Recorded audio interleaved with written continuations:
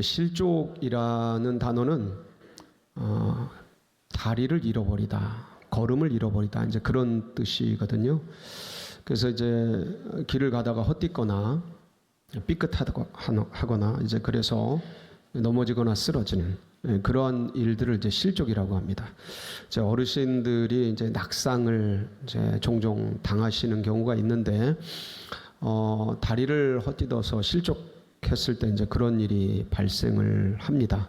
그래서 뭐 침대에서 내려오실 때 이렇게 낙상을 하거나 화장실에서 미끄러져서 이제 낙상을 하거나 이제 그런 일들이 종종 있지요.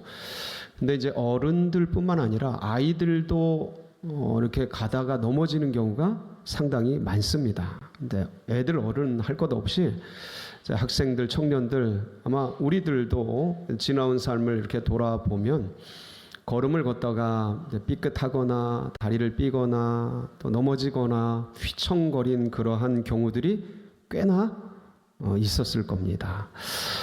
이렇게 이걸 실족이라고 하는데, 근데 이제 몸의 실족, 다리의 실족도 좀 위험한데, 어느 경우는 이제 마음이 또 삐끗하는 경우가 있습니다. 마음에 상처를 입고 고통을 입고 그래서 마음이 실족하는 경우도 있지요. 참 이거 수습하기가 쉽지 않은데 종종 있습니다. 근데 이렇게 마음, 몸, 이건데 영적으로도 실족하는 경우가 있습니다. 신앙적으로 잘 가다가 삐끗 넘어지는 경우도 있습니다. 왜 이런 거 있잖아요. 하나님이 계시다면 이럴 수 있을까? 내가 이 신앙을 가지고 이렇게 기도하는데 왜 이럴까? 뭐 이런 경우들 있죠. 의심이 들어오고 어느 때는 넘어지기도 하고. 저도 이제 살아오면서 신앙생활하면서 그런 경험이 있는데 참 그런 경우도 있죠. 이제 오늘 본문 말씀이 어떤 말씀이냐면 위대한 하나님의 사람이죠. 세례 요한. 근데 이분이 실족한 거예요. 넘어진 거예요. 삐끗한 거예요. 휘청거린 거죠. 그래서 이제 이 세례 요한의 실족에 대한 부분이 왜 실족하였는가에 대해서 사실은 그동안 제 신앙 속에서도 미궁의 영역으로 남겨뒀었습니다. 어려우셨던 것 같은데 어떤 걸까? 근데 이제 이번에 이제 다루게 되었고요. 그래서 왜 실족할 수밖에 없었는지에 대한 이유를 좀 우리가 같이 살펴볼 겁니다. 근데 제 초점은 그거보다도 그걸 밝히겠지만 그 실족한 세례 요한에 대한 예수님의 반응이에요. 예수님의 반응. 칭찬해 주시거든요. 격려해 주시거든요. 위로해 주시거든요. 세워 주시거든요. 그래서 이제 우리가 험악한 세월, 이 시대 참 만만치 않잖아요. 여러 가지로 뭐 취업도 그렇고 학업도 그렇고 직장도 그렇고 지금 사업하시는 분들도 그렇고 우후죽순 여기저기서 너무 쉽지 않아요. 뭐 거시지표는 괜찮다 하는데 이 실제 국민들의 삶은 너무나 고통스럽고 어렵거든요. 누구나 할 것이 없어요. 자영업자 폐업률이 100만 명이 넘는다니까. 이런 때에 주님의 그 말씀이 여러분에게, 우리에게 위로가 되고 소망이 되고 붙들고 살 수 있는 그런 말씀이, 은혜의 말씀이 되시기를 축복합니다.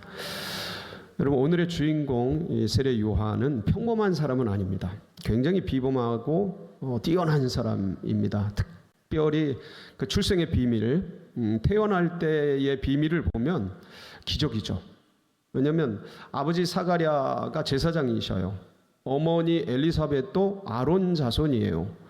그러니까 레위 족속이죠. 아론 자손. 거기다가 제사장인데 이 두 분이 경수가 끊어질 때까지 마치 아브라함과 사라 같은 거예요.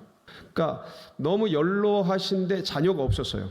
근데 이제 어느 날 사가랴가 제사장이 반차를 쫓아 제사를 드리러 갔는데 거기서 이제 가브리엘의 수태 고지를 받죠. 그러면서 이제 여러 가지 이제 썸씽이 일어나는데 기적같이 이 엘리사벳이 아이를 갖게 돼요. 예수님보다 6개월 먼저 태어나죠.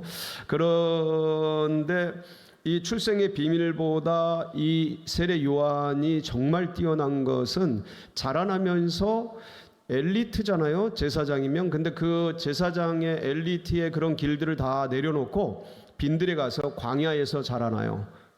뭐와 뭐를 먹어요? 메뚜기와 석청을 먹어요. 이 뜻은 지금은 웰빙 음식이죠. 이 메뚜기 석청 주면 뭐 맛있겠죠. 없어서 못 먹죠. 근데 그 당시의 문화적 배경에서는 메뚜기 석청을 먹는 것은 가장 밑바닥 삶을 사는 사람이었어요. 누가요? 세례 요한 제사장이. 이 시대는 종신직이잖아요. 세습직이잖아요. 아버지가 제사장이면 나도 제사장. 잘 살 수 있었는데 다 내버리고 밑바닥에 메뚜기 석청이 먹으면서 무슨 옷 입었다고 표현되어 있죠? 낙타옷을 입고 그렇게 살았어요. 그러고서 이분의 삶이 어떤 삶이냐면 이렇게 절제된 삶과 더불어서 금식을 밥 먹듯이 해요. 나중에 이 세례 요한의 제자들이 예수님께 그런 질문도 해요. 당신은 금식 안 하냐고. 그때 이제 신혼집 그 비유를 하시면서 지금은 금식하지 않지만 신랑을 빼앗길 날이 되면 금식할 거라고 이제 얘기를 하시는데 이 세례 요한의 제자들은 그렇게 세례 요한이 금욕 생활과 절제된 삶을 살아가요. 그 굉장히 사람들이 그 영성과 그 아우라에 아주 너무 존경하고 존중하죠. 이제 그거를 넘어서서 세례 요한의 위대성은 어디에 있냐면 이제 누가복음 말씀을 보면 3장 2절에 보면 한번 보실까요? 3장 2절 같이 봅니다. 시작.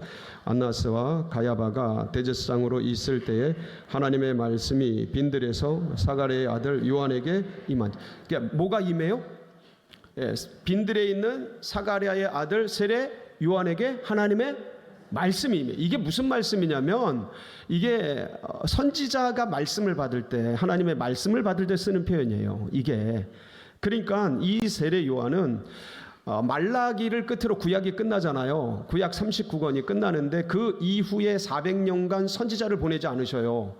그러니까 400년간의 침묵기가 있어요. 이걸 중간기라 그래요. 예수님 오시기 전에. 그러니까 이 400년 구약에 연속된 중간기 400년을 말라기 이후에 끊겨진 선지자의 계보를 잇는 사람이 누구예요? 세례 요한이에요. 그래서 오늘 말씀 그러잖아요. 너희가 광야에 왜 나갔냐? 갈대 보려고 나갔냐? 부드러운 옷 입은 사람 보려고 나갔냐? 니네가 선지자를 보러 나갔냐? 옳도다. 선지자보다 큰 자니라 그러잖아요. 예수님이 세례 요한을 보고 선지자라고 말씀하시거든요. 그러니까 계보가 끊긴 선지자 역할을 할 뿐만 아니라 구약에 끊어진 그 신약으로 이어지는 그 놀라운 브릿지 역할을 한 사람이 누구예요? 이거를 전환기적 인물이라 그래요. 전환기적 인물. 그러니까 뭐 예를 들어서 그러니까 뭐 농경사회에서 산업화로 확 옮길 때 전환기적 인물들이 나오거든요. 이 산업화 시대에서 뭐 정보화 시대로 컴퓨터를 발명할 때 이 굉장한 인물들이거든요. 천재들이거든요. 이분들이 세대를 바꿔버리는 거예요. 그러니까 구약에서 중간기를 끝내고 뭐로 바꿔버리는 거예요? 신약으로 바꿔버린 인물. 그게 누구예요? 세례 요한이요. 대단한 사람이에요. 그러니까 그런 면에서 위대한데, 그러니까 이제 하나님의 말씀이 임하니까 그 요단강에서 말씀을 전하는데 그냥 수많은 사람들이 그 감동 감화에 말씀을 듣고 아주 그러면서 찾아와서 군인들 뿐만 아니라 뭐 세리들, 바리새인 서기관, 이 바리새인 서기관들은 예수님을 반대했지만 세례 요한은 와서 무릎을 꿇고 세례를 받아요. 대단하지 않아요? 굉장히. 왜냐하면 제사장 족속이라 아마도 그 계급 사회에서 계급이 같으니까 바리새인 서기관들도 찾아왔던 것 같아요. 그러면서 이 세례 요한이 그 바리새인 서기관들 보고 뭐라 그러냐? 이 독사의 새끼들아, 너희가 임박한 진노를 피하려 하더냐? 막 그러면서 욕을 막 합니다. 기억나시죠? 그런데 욕 먹고 와서 세례 받고 그래요. 대단한 사람이에요. 그러니까 모든 백성들이 그 전하는 아우라와 엄청난 포스와 하나님의 말씀, 예언적 말씀이 막 선포되거든요. 그러니까 거기에 그냥 압도돼 가지고 저분이 누구시다? 메시아시다. 수많은 사람들, 저분이 메시아시다. 거기다가 정말 일반 백성들을 황홀케 한 게 뭐였냐면, 이스라엘은요, 제사가 있는데 1년에 3차례는 무조건 드려야 돼요. 여러분, 제사가 힘들어요. 제사 지내는 분들도, 전엔 저도 어릴 때 그 제사 지냈던 기억이 나거든요. 그냥 막 음식 차리고 제사 힘들거든요. 근데 1년에 3차례 이상 많은 사람들 7차례 막 제사를 지내는데, 절기 때마다. 근데 어쨌든 그 제사가 전부 백성들에게 뭐냐면 부담이에요. 왜냐면 동물제사, 피제사였거든요. 피제사. 여러분, 동물의 피를 뽑으려면 뭐가 있어요? 동물이 있어야 돼요. 동물은 어디서 나요? 기르든지 사든지 해야 되잖아요. 근데 뭐 여기 목포에 살고 부산에 사는데 저 서울의 한양에서 지금 제사가 벌어졌는데, 이스라엘을 우리나라로 비유하자면 거기까지 이 동물 끌고 가다가 흠나고 뭐 티나고 뭔가 문제가 생기면 안 되니까 다 뭐로 바꿔가냐면 엽전으로 바꿔가서 그 예루살렘에 있는 그 동물들을 사서 거기서 제사를 지내거든요. 그러니까 동물 제사는 다 뭐예요? 다 돈이에요. 그러니까 이 로마의 식민지 속에서 압박당하는, 갈취당하는 이 이스라엘 백성들은, 서민들은, 있는 분들은 그냥 그런 대로 드리는데, 이 서민들은 그 제사 한 번이 너무 힘든 거예요. 예?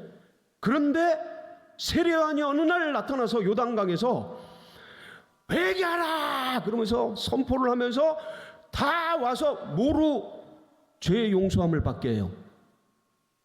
물. 여긴 피제사가 아니고 몇 천 년간 피제사 드려왔는데, 세례 요한은 물제사 드리는 거예요.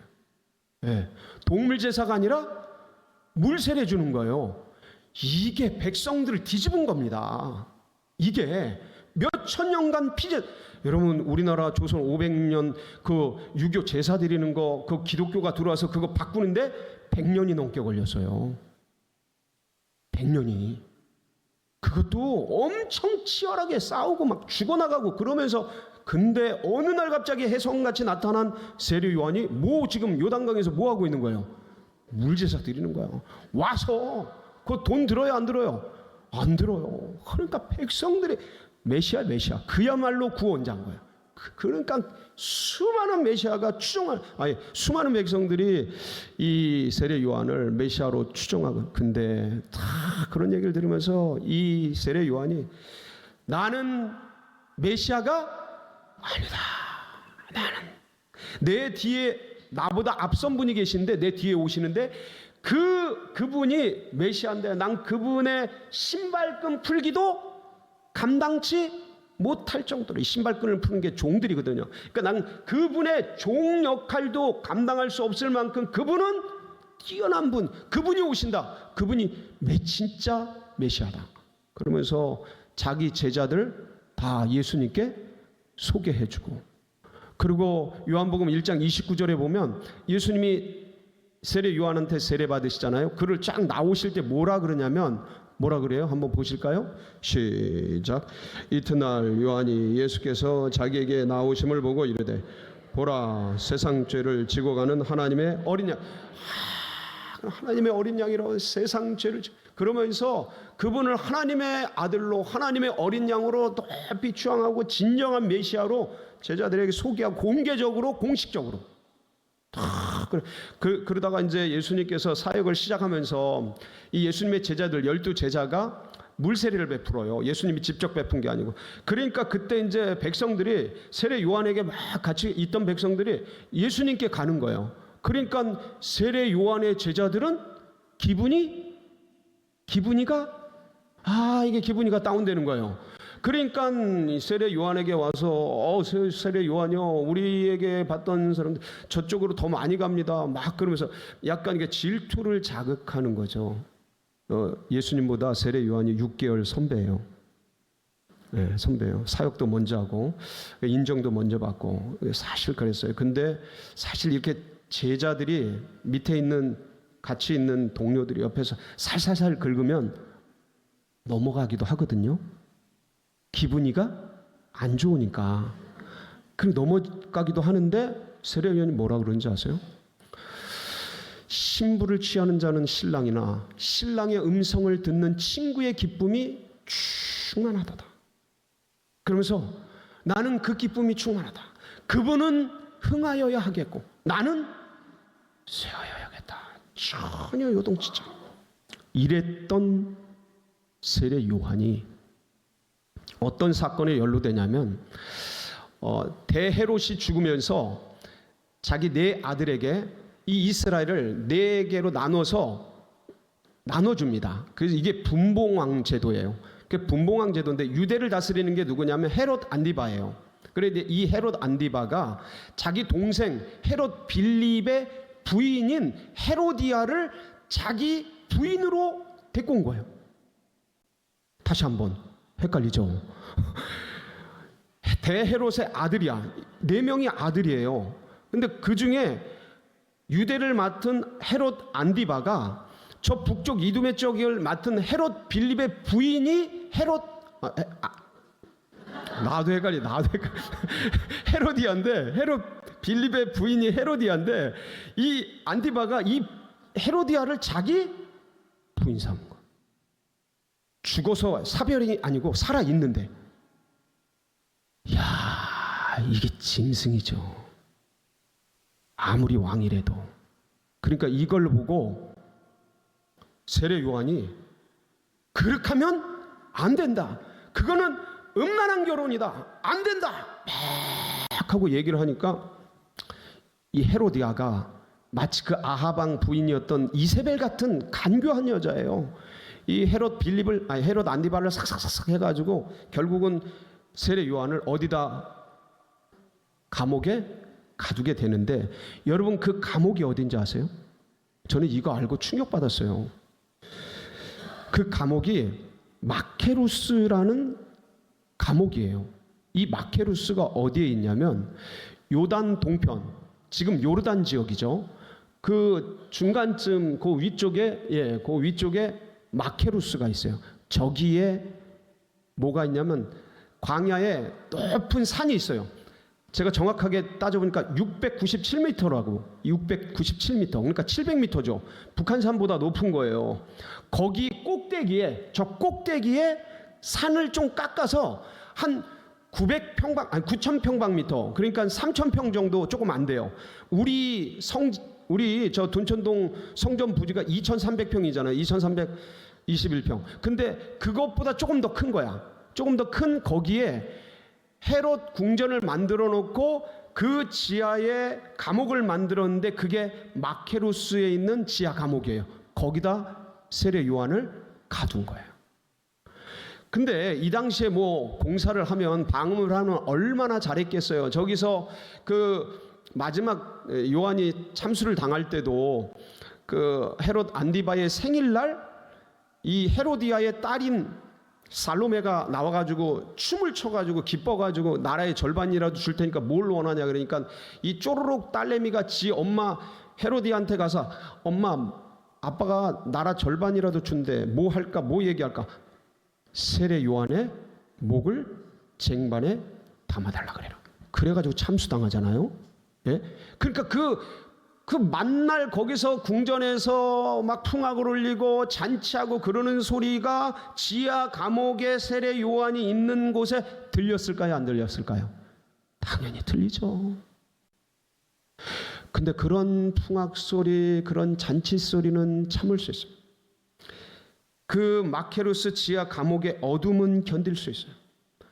그 축축하고 습기찬 바퀴벌레 온갖 벌레들이 드글드글 끓고 쥐들이 그냥 왔다 갔다 하는 지하 감옥은 다 그래요. 그런 거 다 견딜 수 있어요. 근데 진짜 견디기 어려운 건 뭐냐면 세례 요한이 그 갇혀 있더라도 제자들이 그 유대의 소식과 예수님에 대한 소식들을 전달을 했어요. 종종 성경을 보면 나와요. 그 기록이. 그런데 그 중에 어떤 소식들을 전하냐면 예수께서 세리와 죄인들과 함께 먹고 마신다는 얘기를 전해줘요. 이 당시에는 계급사회라 세리와 창기와 먹고 마시는 건 있을 수 없는 일이에요. 근데 이 예수님은 자유로우신 분이잖아요. 그래서 그 사랑하는 마음으로 그들 인카네이션 그들에게 내려가서 신이신 주님이 인간의 몸을 입고 이 땅에 오셨을 뿐만 아니라 가장 밑바닥에 있는 가난한 자, 병든 자, 창기, 세리 그들과 같이 들어가서 그들에게 복음을 전하고 먹고 마시며 같이 나누며 그들에게 진정한 진리의 세계를 전해주고 그랬잖아요. 그들을 자유케 하기 위해서 그렇게 내려갔는데 이게 유대 전통에서는 마치 지금 인도 네팔 카스트 제도의 그 밑바닥에 있는 그 천민계급, 불가촉 천민계급에 그들과 같이 어울리면 그들과 같이 어울리는 그 네팔 권영웅 선교사님을 그들과 같은 등급으로 매겨서 위에 있는 등급에 있는 카스트에 있는 분들이 이 선교사랑 접촉을 안 해요. 이걸 권영웅 선교사님이 여기 와서 몇 번 얘기했잖아요. 그런 일들처럼 유대 전통에서 세리와 창기들을 받아주는 건 오케이. 근데 그들과 먹고 마시는 건 있을 수가 없는 일인데 주님이 그러신다는 거야.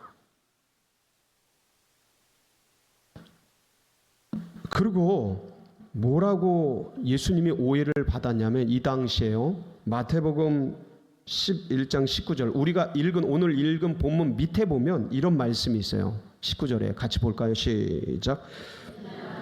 먹고 마시매 말하기를 보라 먹기를 탐하고 포도주를 즐기는 사람이요 세리와 죄인의 친구로다 하니 지혜는 그 행한 일로 인하여 옳다함을 얻는. 그러니까 이거 예수님이 말씀하시는 거예요, 친히. 근데 이 당시에 예수님을 외부 사람들이 어떻게 말하고 있고 예수님의 적대 세력들이 어떻게 어떤 패러다임을 가지고 가는지 그런 걸 틀을 씌우는지를 볼 수 있는 대목이면서 그 당시에 일반적으로 이 세리와 창기들과 먹고 마실 때 어떤 오해가 생기는지를 볼 수 있는 대목이에요. 뭐라고 되어 있어요? 먹기를 탐하고 포도주를 즐기는 사람. 여기서 탐하고 이게 뭐냐면 탐욕자란 뜻이에요. 그 원문을 보면 개걸스럽게 먹다라는 뜻이에요. 이게 무슨 뜻이에요? 탐욕스럽게 먹는 모습입니다. 그리고 포도주를 즐기고 술 취하고 그러니까 이게 이제 영어 같은 걸 보면 파티보이 이렇게 번역이 될 수 있어요. 이런 소식들을 전달해 주는 거예요. 근데 세례 요한은 일생을 메뚜기 석청이 먹으면서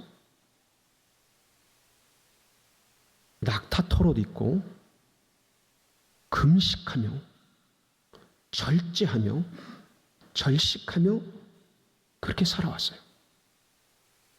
세례 요한의 가치는 뭐냐면 이 금식과 절제가 금욕과 절제가 여기에서 영성이 나온다고 해서 거룩함과 경건이 이런 곳에서 나온다고 그런 가치를 가지고 살아왔던 사람이에요.